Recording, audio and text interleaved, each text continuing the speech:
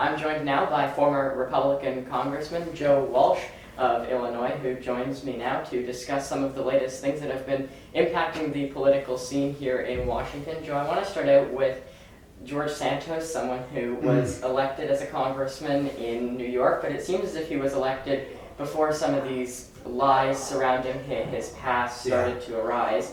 I'm wondering what you make as to what that says about almost the vetting process behind choosing some of these candidates. Well, Wyatt, and by the way, it's great to be with you. It's actually fascinating because he did lie.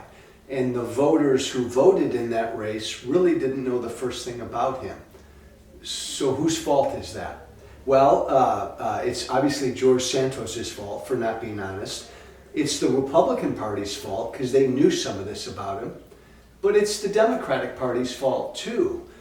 They should have, I've been a candidate. You got to find out everything you can find out about your opponent, and it doesn't sound like the Democrats did that either, and I don't think the media did their job.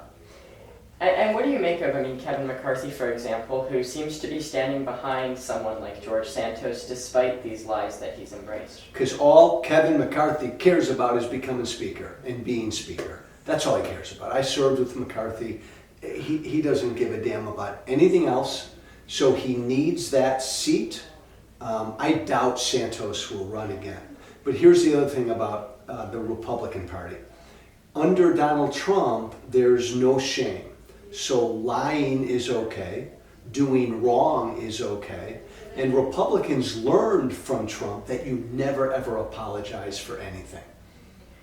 And when you look at someone like George Santos and Kevin McCarthy, as you mentioned, he wants to be Speaker. He also, aside from being Speaker, just needs to be able to have all the Republicans vote for him on the pieces of legislation that he wants to end up passing. Given that George Santos won a district that isn't necessarily a safe Republican district, what do you think this says moving forward about, if George Santos were to resign, for example, the fact that the Republicans wouldn't be guaranteed to win that seat again? They'd lose the seat, and that's why he won't resign. And I'll bet you, Wyatt, I don't know this for sure, but I'll bet you Santos and McCarthy have already cut a deal. I'll bet you Santos has told McCarthy, I won't run again. And McCarthy has probably told Santos, I'll generally leave you alone. They know Republicans will lose that seat in 2 years.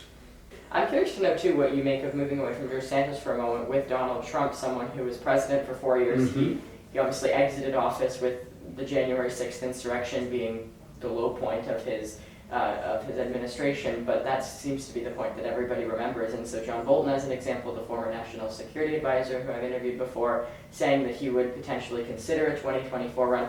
What do you make of people like John Bolton coming out and saying that they would consider it if it essentially means that Donald Trump would not be able to regain access to the Oval Office? Look, this is Donald Trump's party still.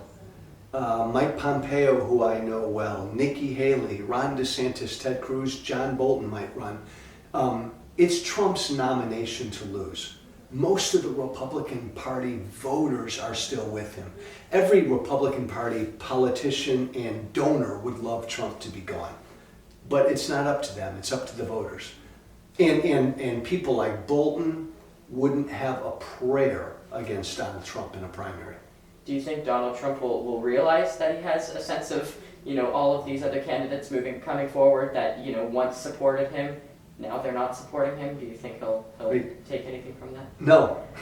No? Trump won't learn from that. He doesn't care about that. Look, if we've learned anything about Donald Trump, this is a man only capable of caring about himself.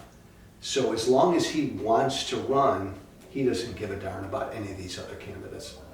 And when you look at the classified documents, for example, that not only, Donald Trump had them, but now it has been found that Joe Biden also had them at his Wilmington, Delaware home. What does, the DOJ, for example, need to do to ensure that there is accountability and to ensure that, both sides are held accountable, not just one or the other? Well, clearly we need to take another look at how we classify documents. Are we over-classifying documents? And how we, the National Archives sent out a recommendation telling all past living presidents and vice presidents to check their garages and their basements and their homes. This is a problem. It's not good. But I've got to make, this is a really important point. Biden should have known he did wrong. Pence should have known he did wrong. Trump knew, and Trump tried to do everything he could to stop those documents from being returned. That's a big, big difference. And just lastly, before we conclude, what's your message to those people in the Republican Party who still want this to be the party of Donald Trump and who aren't ready to move away, to move towards someone who can attract those Americans who the party lost under Donald Trump? They won. It's their party. There's no room in this Republican Party for Joe Walsh. There's no room for Liz Cheney or Adam Kinzinger. This is now Trump's party. So all of my former colleagues in the House right now, they're mega people and they're Trumpy people. They won. All the rest of us, Wyatt, have to find somewhere else to go. Okay. Joe Walsh, former Illinois Republican Congressman, thanks so much. Really appreciate it. Wyatt, Great to see you. thanks. Good to see you. Thank you.